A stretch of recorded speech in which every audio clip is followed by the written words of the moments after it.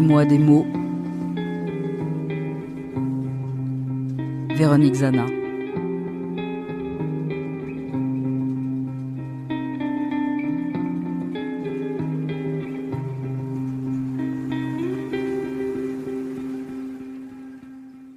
Souffle. Légèreté qui prouve le vivant, un silence actif, l'emportement qui fait voltiger les pétales des fleurs des cerisiers. Il donne le premier tempo et le dernier. Il rythme la vie de couple pour s'y retrouver troisième, celui d'un renouveau à deux.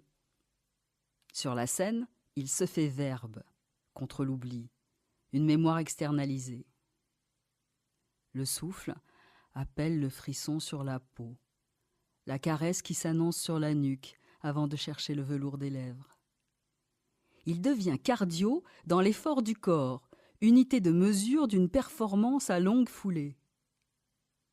Il rassure à l'écoute de son bruissement régulier du sommeil paisible. Quand il s'évade, il se reprend, rebond vital. Ralenti dans la plongée, il s'étire en longueur. Associé à la peur, il se raccourcit. Le souffle vient se faire l'un des 4 éléments, celui sans lequel la vie n'est pas possible. Cette vitalité se fait poème pour en supporter le poids de l'essentiel. Il est sous le masque celui qui se cherche et qui en but les yeux corrigés. Sa force met en musique les instruments qui rendent les corps chaleureux. Il fait naître les ballons d'une fête et crée l'éclat de rire d'un pissenlit qui s'éparpille. Il fait passer du chaud au froid. Souffler, sa culinarité urgente sublime la saveur du fromage. Il vient traduire la pause dans un rythme qui s'emballe. On le dit créateur, à l'origine du premier homme. Il annonce le début de cet inédit qui surgit dans notre quotidien. Dans les contes d'enfants, il se fait danger au service du loup qui arriverait à ses fins.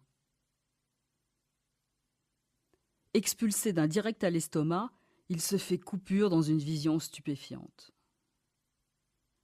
Il traduirait le bout, le manque, la perte. Le souffle, comme un nuage du cœur, du corps et de l'âme, c'est là qu'il y est blotti. J'y pense, et puis j'oublie.